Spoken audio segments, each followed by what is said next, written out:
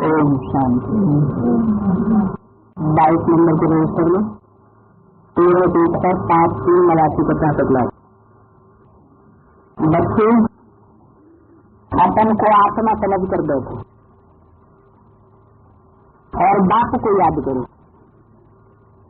बाप पूछते हैं, जब भी कहाँ भाषण करते हो, सभा में बैठते हो, तो घड़ी घड़ी ये पूछते हो कि तुमने अपने को आत्मा समझा कि देव? अपन को आत्मा समझ कर यहाँ बैठो। आत्मा ही तुम्हें जन्म में आती है। अपन को आत्मा समझ परंतु का परमात्मा को याद करो। बाप को याद करने से ही तुम्हारे विकल्प विनाश होंगे। इसको योग आदमी कहा जाता है। निराकार बाप निराकारी बच्चों को कहते हैं। कौन कहते हैं? निराकार बाप मैंने बिंदु कहती है।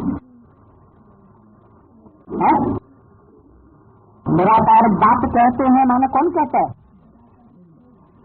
बिंदु आत्मा सुप्रीम सोल कहती है, लेकिन बिंदु कैसे कहेगा? कहने के लिए तो जरूर साकार चाहिए। इसका मतलब कि निराकार बाप साकार में होते हुए भी निराकारी स्टेज वाला है। और कौन से बच्चों से बात करता है? निराकारी बच्चों। माना सिर्फ बिंदु बिंदु आत्माओं से बात नहीं करता, लेकिन वो बिंदु आत्माएं भी साकार शरीर में रहते हुए भी कैसी स्टेज में रहने वाली है? निराकारी स्टेज में रहने वाली जो आत्माएं हैं उनसे बात करता है। मुझे याद करने से तुम्हारे पाप कट जाएंगे। किसे याद करने से? मुझे। और तुम पावन बन जाओगे और मुक्ति, जीवन मुक्ति भी पाएंगे। तो सर बिंदु को याद करने की बात है या बिंदु आत्मा और शरीर दोनों की प्रवृत्ति को याद करने की बात है? क्योंकि बिंदु आत्मा मुक्ति और जीवन मुक्ति वो सुप्रीम सोल नहीं पाती। जिसको याद करेंगे वैसे ही बनेंगे। तो तथा कथित ब्राह्मणों की यज्ञ में जो ब्रह्मा को याद करने वाले हैं उनकी गति क्या होगी? जो ब्रह्मा की गति हुई तो उनकी गति होगी। तो ऐसे ही अगर हमको मुक्ति, जीवन मुक्ति पानी है तो मुझे याद करो। यानी मुझे याद करो ये कहने वाला मुक्ति, जीवन मुक्ति को पाने वाला है या नहीं है? क्योंकि जैसे को याद करेंगे वैसे बनेंगे। तुम पावन बन जाएंगे। मुक्ति और जीवन मुक्ति दोनों सबको पानी है। सबको माना जो भी मनुष्य मात्र हैं, जो भी आत्माएं हैं, सबको ये मुक्ति, जीवन मुक्ति पानी। माना 500 करोड़ को भी मुक्ति के बाद जीवन मुक्ति में आना। जब तक मुक्ति नहीं मिली, मुक्ति माना छुटकारा। काय से छुटकारा? जन्म, जरा और मरण।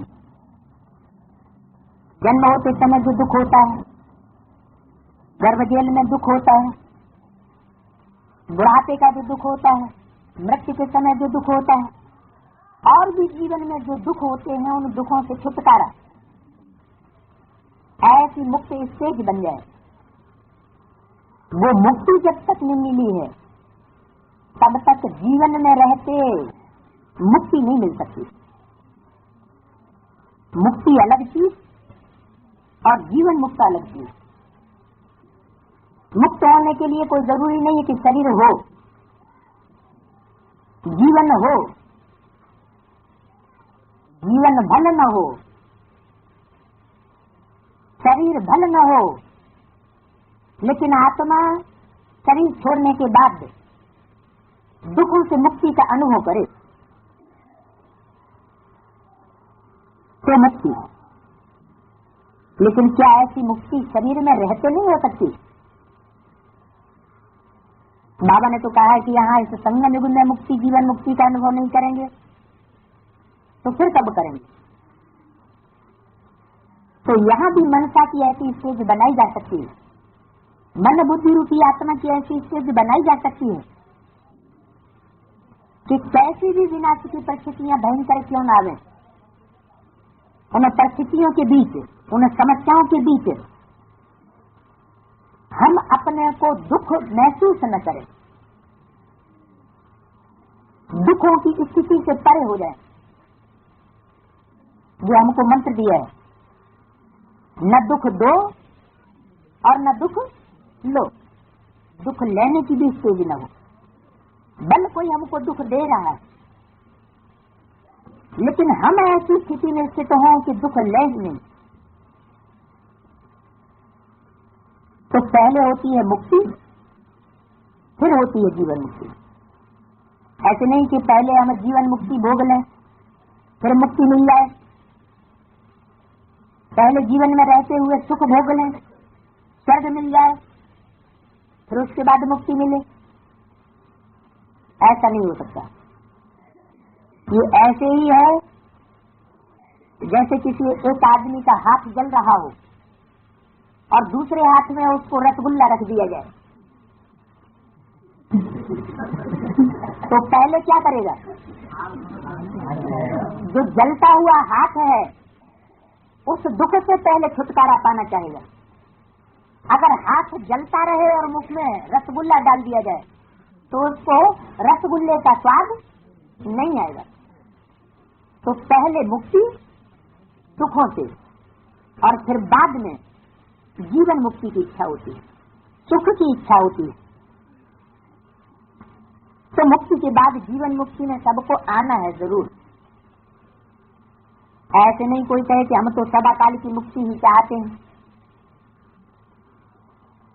हम सुख ले ही क्यों जो हमें दुख भोगना पड़े। तो ये तो सुख दुख का नाटक है, सुख दुख का चक्र है। इस चक्र में से हर आत्मा को गुजरना जरूर पड़ेगा। तो घड़ी घड़ी ये कहना पड़े कि अपन को आत्मा निश्चय करके बैठो, हम आत्मा हैं। भाइयों और बहनों, अपन को आत्मा समझ कर बैठो और बाप को याद करो। ये फरमान बाप ने ही दिया है, यह है याद की यात्रा। बाप कहते हैं मेरे साथ बुद्धि का योग लगाओ तो तुम्हारे जन्म जन्मांतर के पाप भस्म हो जाए।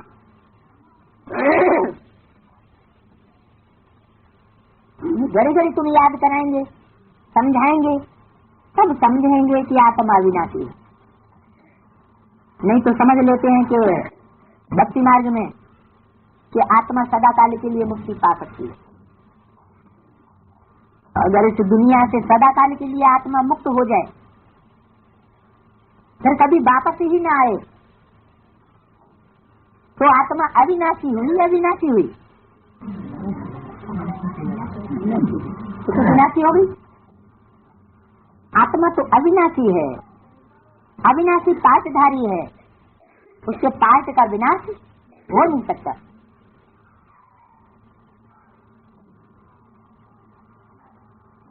आत्मा का स्वधर्म तो शांत है, देह विनाशी है। अविनाशी आत्मा ही विनाशी देह धारण करके पार्ट बजाए, एक शरीर छोड़ तो दूसरा लेती है। वो अपने स्वधर्म को भी नहीं जानते। अब बाप कहते हैं मुझे याद करो तो विकर्म विनाश होंगे। मूल बात ये है, पहले पहले तुम बच्चों को यही मेहनत करनी है क्या कि इतना याद करें कि पाप कर्म भस्म हो जाए। किसे याद करें?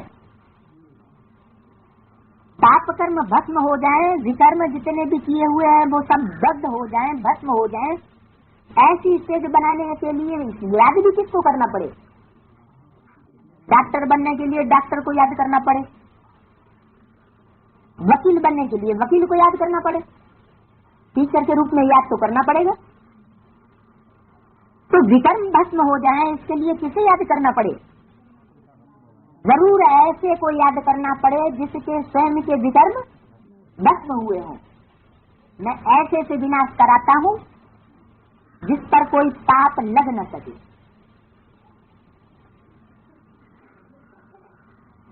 वो कौन?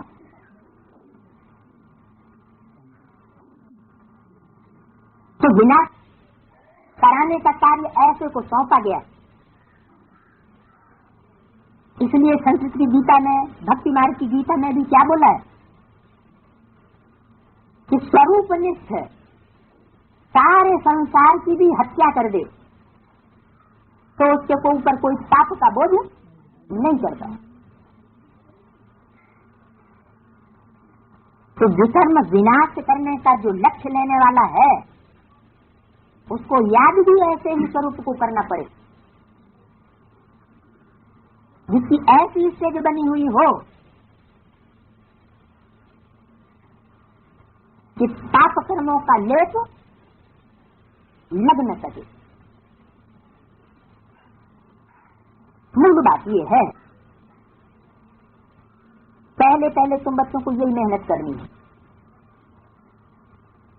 ऐसी याद की स्टेज बनाने की। बेहद का बाप आत्माओं को कहते हैं, इसमें कोई शास्त्र उठाने की दरकार नहीं है। तुम गीता का मिसाल देते हो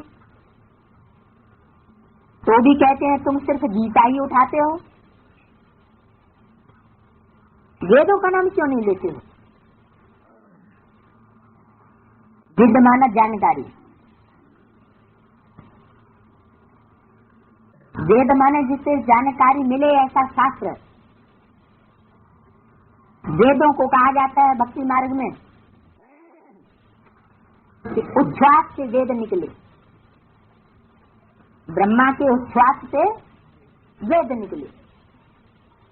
उच्छ्वास माने जो मुख की श्वास निकलती है। अब ये तो सब जानते हैं कि जब कोई बात करता है तो मुख में से श्वास बाहर निकलेगी या अंदर जाएगी? बाहर निकलेगी। बोलते समय जब तक उच्छ्वास बाहर ना आए तो आवाज कैसे निकलेगी? तो परमात्मा ने ब्रह्मा के तन में प्रवेश करके जो बोला वही कौन सी वाणी हुई? वही वास्तव में वेद वाणी हुई। उससे हमको जानकारी मिलती है। लेकिन 68 तक जो जानकारी मिली उसको गीता ज्ञान अमृत नहीं कहेंगे, क्योंकि अमृत कब बनता है? मंथन करने के बाद अमृत बनता है। अगर मंथन न किया जाए तो मक्खन या अमृत नहीं निकल सकता। तो क्या कहा जाए कि 68 से 69 तक विचार सागर मंथन देव आत्माओं ने और आसुरी आत्माओं ने किया। ज्ञान सागर की जो ज्ञान वाणी है उसका मंथन किया, वेद वाणी का मंथन किया नहीं किया। और मुरली में भी ये बात बताई गई कि अभी गीता ज्ञान अमृत नहीं कहेंगे, क्योंकि अमृत ये तो मंथन करने के बाद बनता है। अमृत पीने वाले तो अमर होने चाहिए। जिन्होंने अमृत का पान कर लिया उनका विनाश नहीं हो सकता। माना वो संशय बुद्धि नहीं हो सकते। अमरनाथ के अमर बच्चे होने चाहिए, बीमार पड़ जाएंगे। दूसरी बात, तो तुम गीता का मिसाल देते हो, पूछते हैं वेदों का नाम क्यों नहीं लेते? तो क्या जवाब देंगे? हैं? हम वेदों का नाम क्यों नहीं लेते? वेदों का इतना गायन क्यों नहीं है भारतवर्ष में? वेद सर्वशास्त्र शिरोमणि क्यों नहीं माने जाते? गीता को सर्वशास्त्र शिरोमणि क्यों माना जाता है? क्योंकि गीता गाई गई है परमात्मा पार्ट के द्वारा, और वो परमात्मा पार्ट गीता का ज्ञान देता ही है युद्ध के मैदान में। बाबा ने कहा उनसे पूछो वेद किस धर्म का शास्त्र है? विद से बना वेद, माना जानकारी, जानना। ये किस धर्म का शास्त्र हुआ? ज्ञानी कौन होते हैं? ज्ञानी जाननहार कौन कहे जाए? है ब्राह्मण। ब्राह्मणों को ही ज्ञानी कहा जाता है, वो जानकार कहे जाते हैं, ज्ञानी कहे जाते हैं। जानने वाले, जानता पार्टी।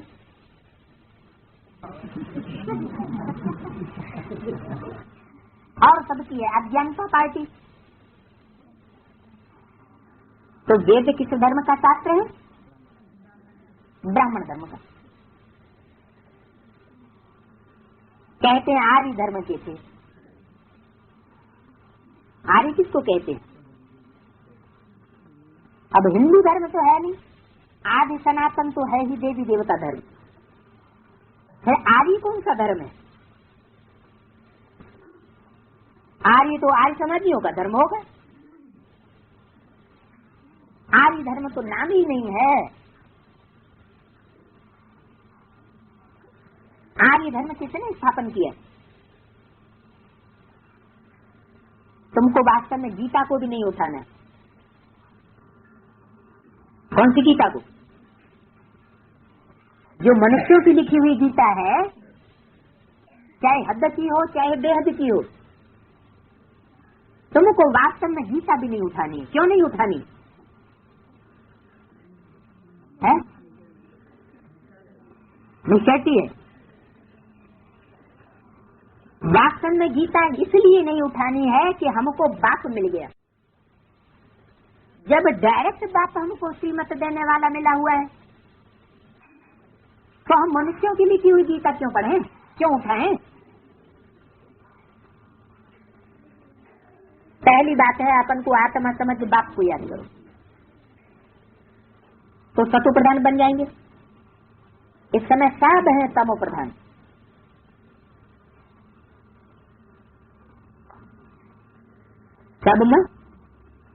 सब में कौन कौन आ जाता है?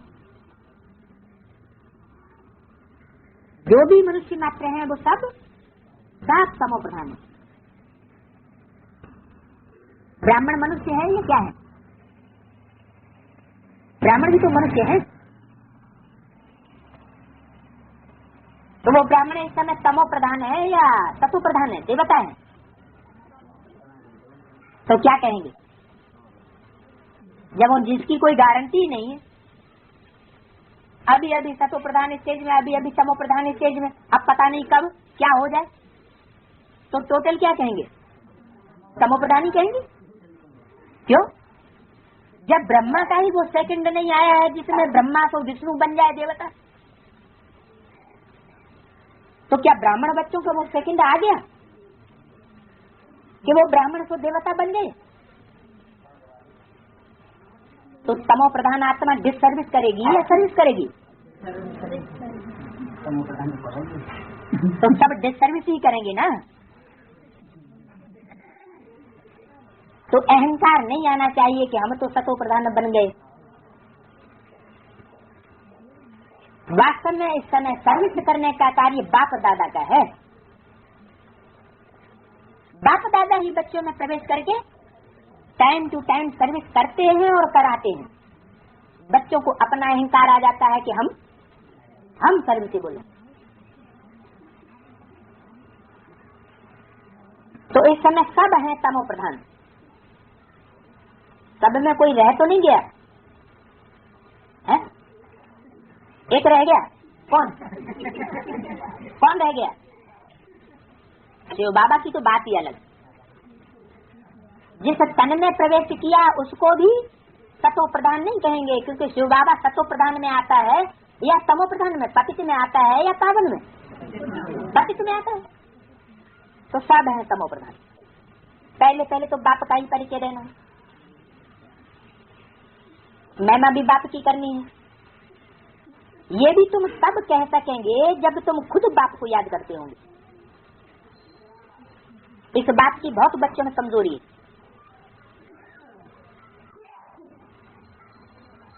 क्या कह सकेंगे? यह भी तुम तब कह सकेंगे। क्या कह सकेंगे तब? है?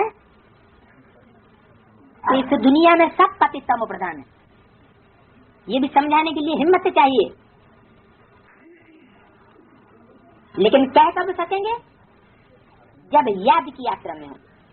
इस बात की बहुत बच्चों में कमजोरी है। बाबा हमेशा कहते हैं याद की यात्रा का चार्ट भेजो। कोई का भी चार्ट बाबा के पास नहीं आता, मतलब रेगुलर कोई का भी नहीं आता। वो थोड़ा समय लिखते हैं है? तो छोड़ दे। अनन्य बच्चों के लिए बाबा कहते हैं दिल से हर एक पूछे कि हम कहाँ तक याद करते हैं। दिल में अथाह खुशी रहनी चाहिए। तुमको अंदरूनी खुशी होगी तो दूसरों को भी समझाने का असर होगा। क्या? दूसरों के ऊपर असर कब पड़ेगा? बाहर के दिखाने की खुशी नहीं, अंदरूनी खुशी चाहिए। पहली मूल बात यही कहना है कि भाइयों और बहनों, अपन को आत्मा समझो। ऐसे और कोई सत्संग में नहीं कहेंगे। क्यों? और सत्संग में ऐसे क्यों नहीं कह सकते कि अपन को आत्मा समझो? क्योंकि वहाँ सत्संग कराने वाले खुद ही देह अभिमानी हैं, देह अभिमानी मनुष्य हैं। वो खुद ही आत्माभिमानी नहीं है। यहाँ तो सत्संग कराने वाला स्वयं सत्य बाप है। एक है सच्चा सत्य गुरु और बाकी सब क्या हो गए? झूठे गुरु। तो उनका संग भी कैसा होगा? झूठ संग हो जाएगा। वास्तव में सत्संग तो कोई है ही नहीं। जब सारी दुनिया में सारे ही झूठे है ही झूठ खंड, तो झूठ खंड में सत्य कहाँ से आया जो सत्य का संग करावे?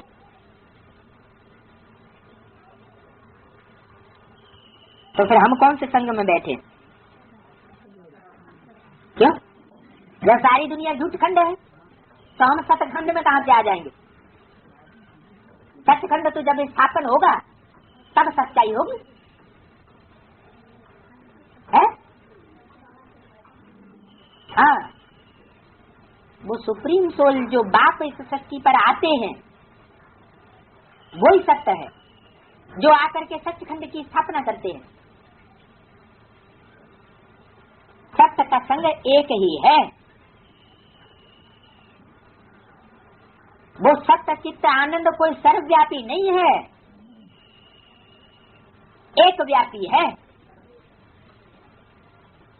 बाकी सब है कुसंग।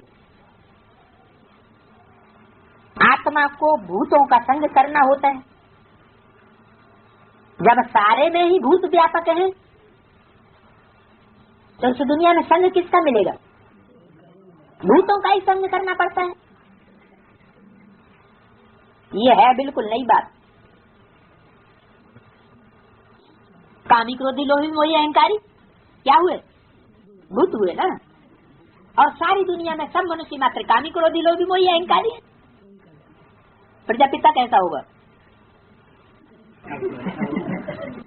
ए टू जेड सब है, कामी क्रोधी लोभी मोही अहंकारी हुए ना, तो प्रजापिता कैसा होगा? है? तो पकड़े जूता। हाँ, तो जिम्मेदारी तो है, लेकिन वो पिटाई करने लगे तब क्या करेंगे? हाँ, अच्छा। अब रेडी रहे ना, तो बालग्राम बड़ा राम हो गया। आत्मा को भूतों का संग करना होता है, यहाँ है बिल्कुल नई बात। वेदों से तो कोई धर्म स्थापन हुआ ही नहीं, तो हम वेदों को क्यों उठाएं जब उससे कोई धर्म ही धारणा ही स्थापन नहीं हुई? कोई में भी ये नॉलेज है ही नहीं। खुद ही कहते हैं नेति नेति अर्थात हम नहीं जानते, तो नास्तिक हुए ना। कौन कहते हैं हम नहीं जानते है? जो भी मनुष्य मात्र हैं अथवा जो अपन को तथाकथित ब्राह्मण कहते हैं या बड़े बड़े पुराने पुराने ऋषि मुनि सन्यासी हैं, हद की दुनिया के या बेहद की ब्राह्मणों की दुनिया के, उनसे जब कुछ पूछा जाता है परमात्मा के बारे में तो क्या कहने लग पड़ते हैं? नेति नेति, हमें इसका अंत का पता नहीं है। तो नास्तिक हुए। आस्तिक कौन हुए? जो बाप और बाप की रचना को जाने वो हुआ आस्तिक, और जो न जाने वो हुआ नास्तिक। अब बाप स्वयं कहते हैं कि आस्तिक बनो, बाप को भी जानो और बाप की रचना को भी जानो, रचना के आदि मध्य अंत को भी जानो। अपन को आत्मा समझो। ये बातें गीता में कुछ हैं, वेदों में नहीं है। वेद उपनिषद तो ढेर हैं। अब वो किस धर्म का शास्त्र है? किसने पूछा है?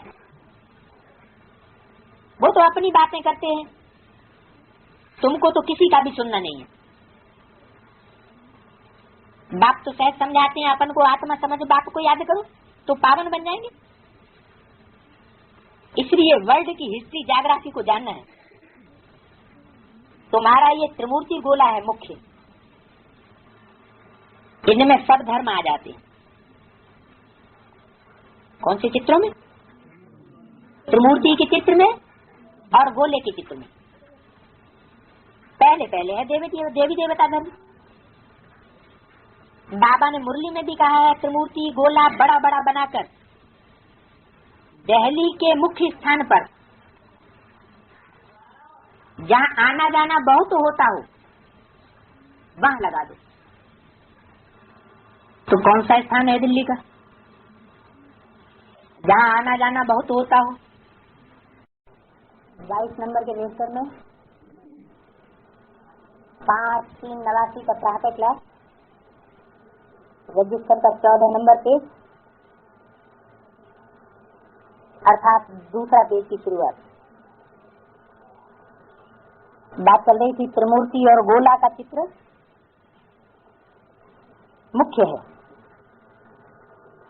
तो त्रिमूर्ति और गोले के चित्र को बड़ा बड़ा बना करके मुख्य स्थानों पर लगाया जाए जहाँ आना जाना बहुत होता है। 3 सीट पर हो। सीढ़ी में तो और धर्मों का नहीं आता है, तो मुख्य ये 2 चित्र हैं,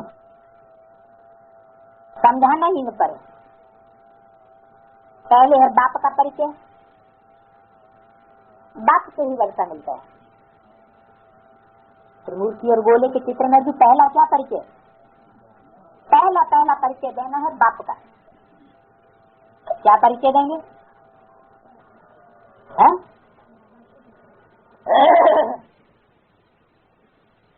बाप का परिचय देंगे। त्रिमूर्ति में क्या परिचय देंगे? कि परमात्मा बाप है, शिव ज्योति बिंदु। यही तो परिचय देंगे।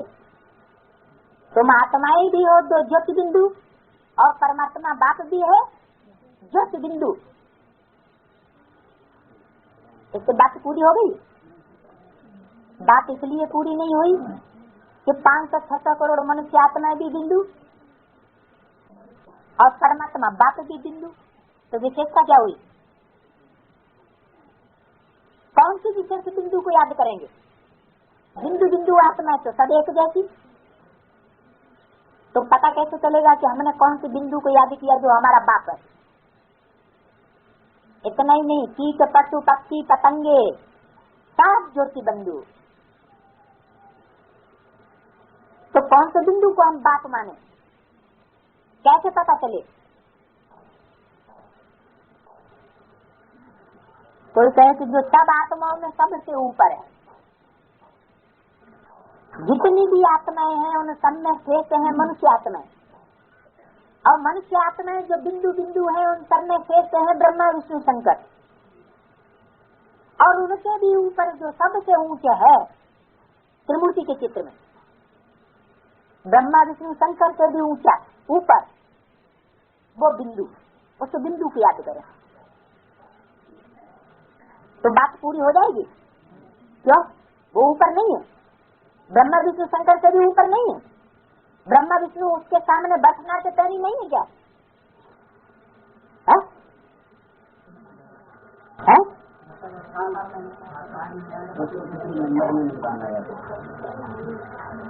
ऊंच से ऊंच जब कहा गया तो जरूर कंपैरिजन किया किससे?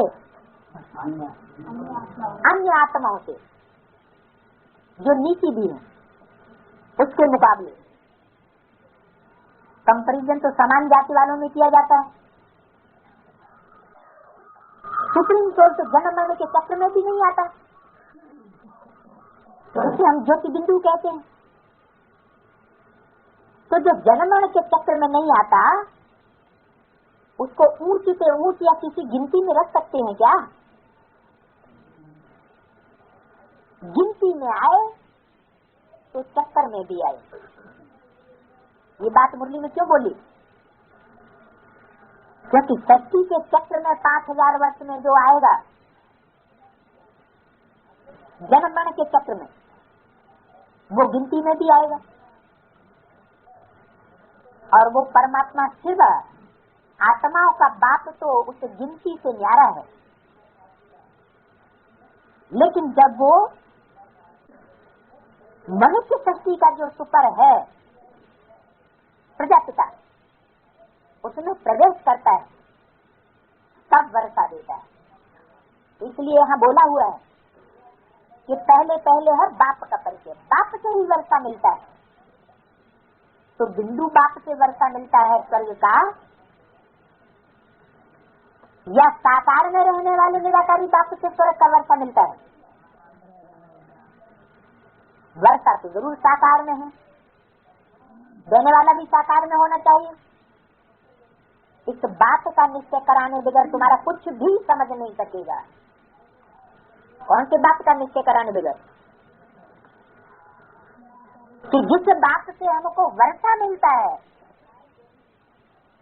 उस बाप के स्वरूप को याद करो। ऐसे नहीं कि ब्रह्मा बाप से वर्षा मिलता है तो सृष्टि लाइन में शरीर छोड़ गए, वर्षा कौन सा मिला? विनाशी अविनाशी? विनाशी महलमारियों अटारियों म्यूजियम आदि का वर्षा मिल गया होगा, ईंटों के सुखधाम शांति धाम का वर्षा मिल गया होगा, बाकी अविनाशी वर्षा नहीं मिल सकता।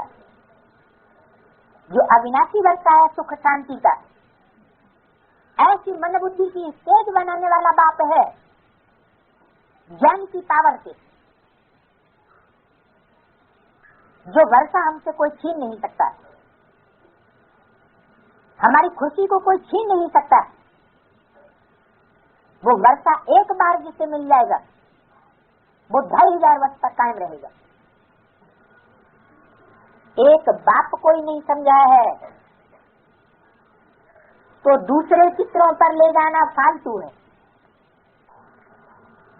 माना त्रिमूर्ति के चित्र में अगर बाप का परिचय किसी की बुद्धि में नहीं बैठता तो दूसरे चित्रों पर समझाने से कोई फायदा नहीं होगा। अलग को समझने बगैर कुछ भी समझेंगे नहीं। अलग क्यों कहा?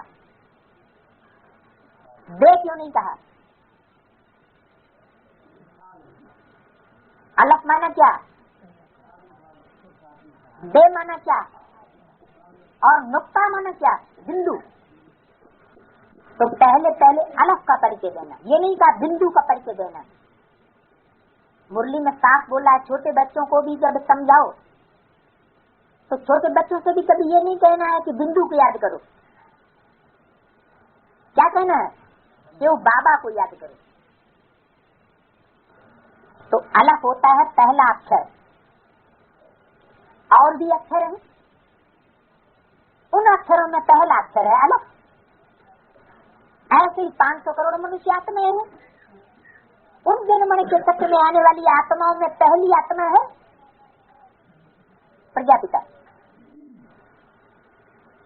तो जब तक वहां तक नहीं पहुंचाया, उस परमात्मा पार्थ तक नहीं पहुंचाया जो स्वर्ग का वर्षा देने वाला है, तो क्या होगा? आगे कुछ भी नहीं समझेगा।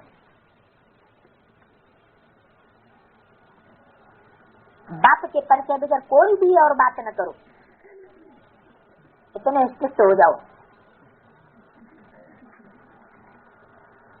अगर वो त्रिमूर्ति के चित्र पर नहीं समझता है और एडमिट नहीं करता है और निश्चय पत्र लिख करके नहीं देता है,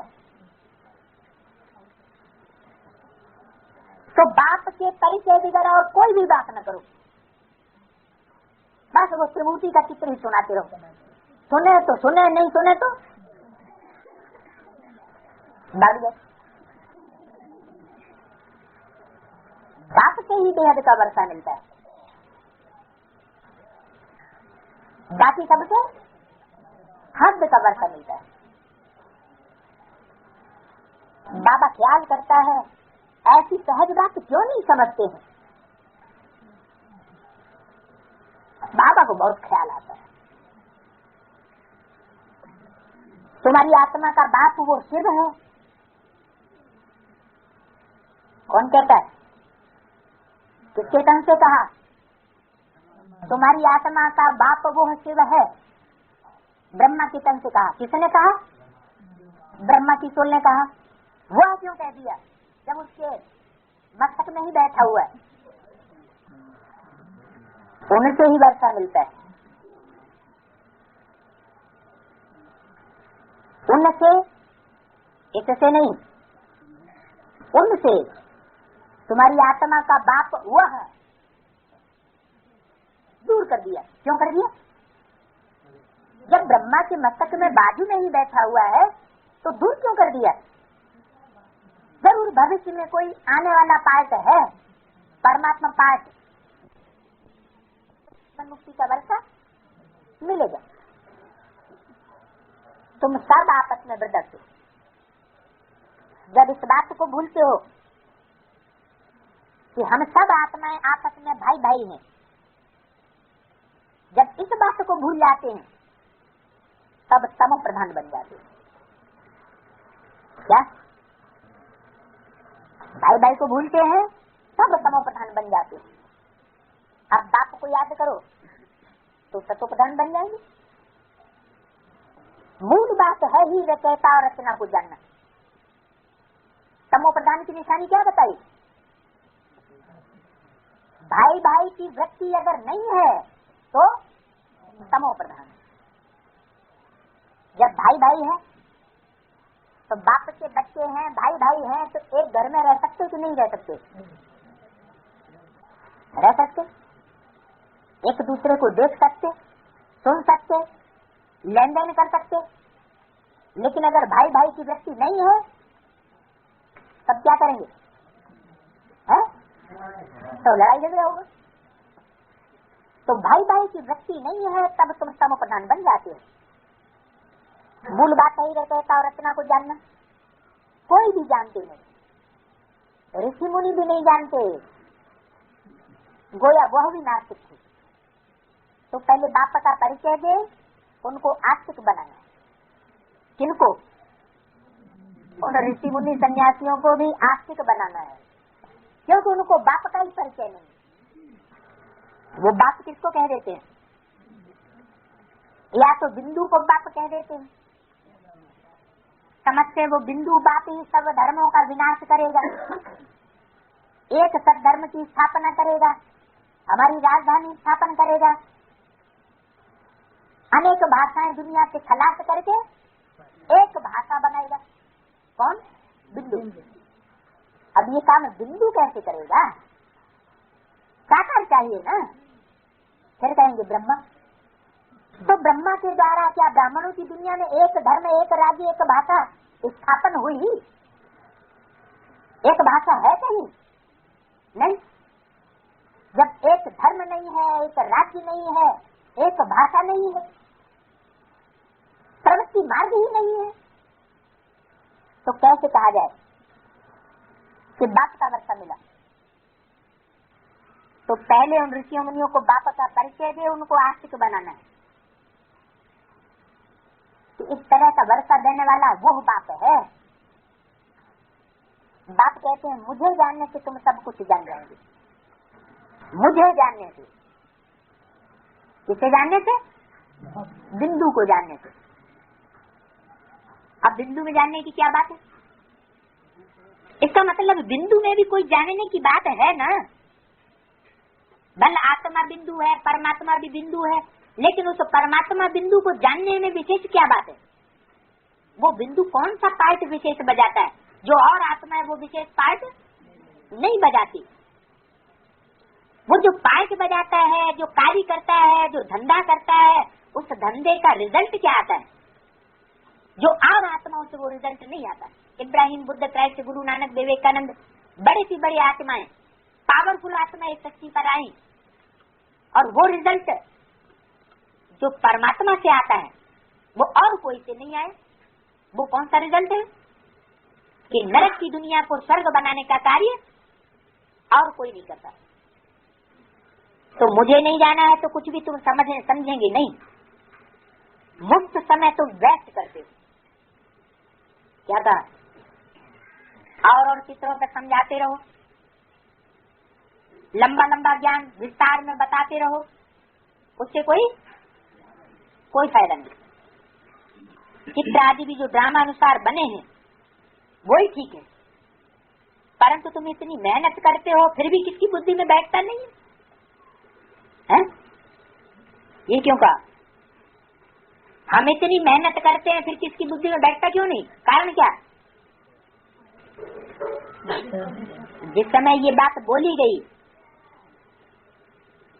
उस समय जो मेहनत करने वाले हैं खुद ही नहीं जानते, तो औरों की बुद्धि में कैसे बैठेगा? बच्चे कहते हैं बाबा हमारे समझाने में भूल है।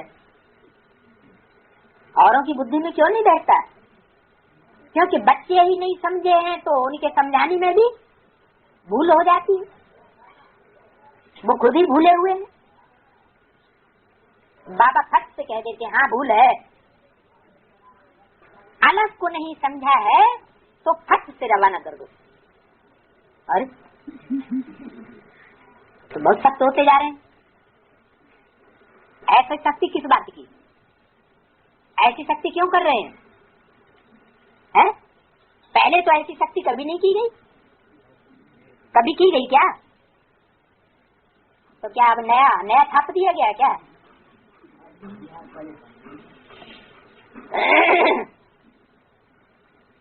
अलग को नहीं समझा है तो फट से रवाना कर दो। फट से क्यों कहा? वो अगर कहता है कि आगे समझाओ, ये हम समझ गए, जान लिया, अब आगे समझाओ, आगे चलो, आगे, तो उसको क्या जवाब दो? आगे नहीं। अगर नहीं समझते हो तो बोले जाओ, बोलो। जब तक बाप को नहीं जाना तब तक तुम्हारी बुद्धि में कुछ भी बैठेगा नहीं। अलग कोई नहीं समझा है तो धूल भी बुद्धि में नहीं बैठेगा। है? ये क्या बात हुई? धूल माना देह अभिमान। जिस देह अभिमानी की मिट्टी में, अहमदाबादी में भगवान बाप आता है वो भी तुम्हारी बुद्धि में नहीं बैठेगा। भले वो आंखों के सामने बैठा हुआ हो तो भी तुम उसको पहचान, उसको भी नहीं जान सकेंगे। किसको? धूल को। बाप किस में आता है? बाप देह अभिमानी की धूल में आता है या आत्मा अभिमानी में आता है? तमो प्रधान में आता है ना। तो अगर उस बाप को नहीं पहचाना जो अलग है तो तुम्हारी बुद्धि में सब भी नहीं बैठेगा। सेवक का बैठना तो बहुत दूर। भक्ति मार्ग का भूसा बुद्धि में भरा हुआ है तो वो निकले कैसे? याद की यात्रा से ही निकलेगा।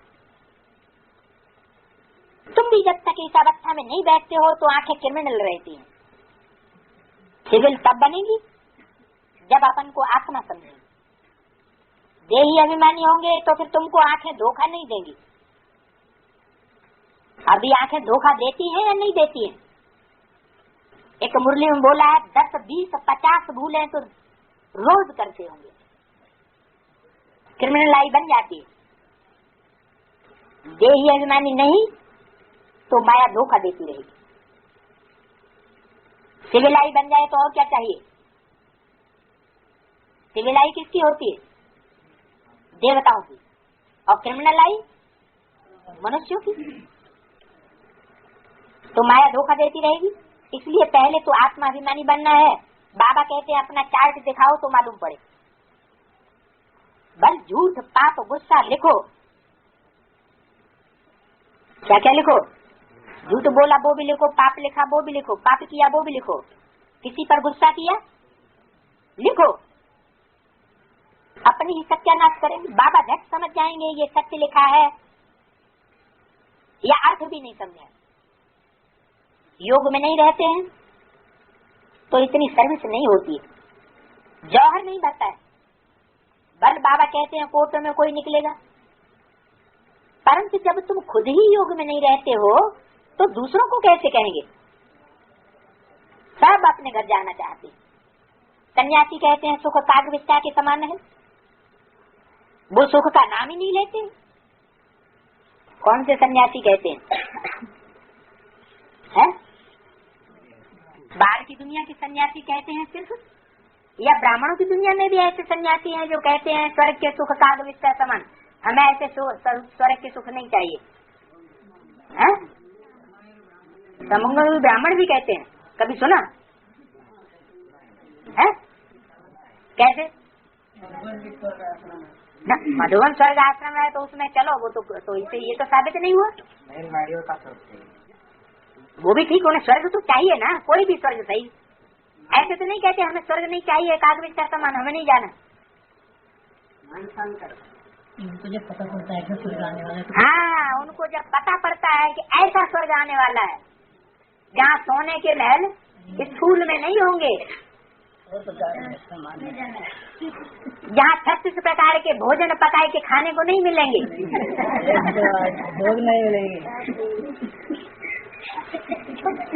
तो उनका सारा नशा काबू हो जाता है। क्योंकि देह अभिमान भरा हुआ है। जब बुद्धि में ये बैठाया जाता है वहाँ तो सब भाई बहन होंगे। पति पत्नी भी आपस में क्या होंगे? भाई बहन होंगे। अब चूंकि अंदर देह अभिमान भरा हुआ है तो उन्हें गिलानी आती है। भाई बहन स्त्री पुरुष होके रहेंगे। ये क्या गंदा ज्ञान, हमें ऐसा स्वर्ग नहीं चाहिए।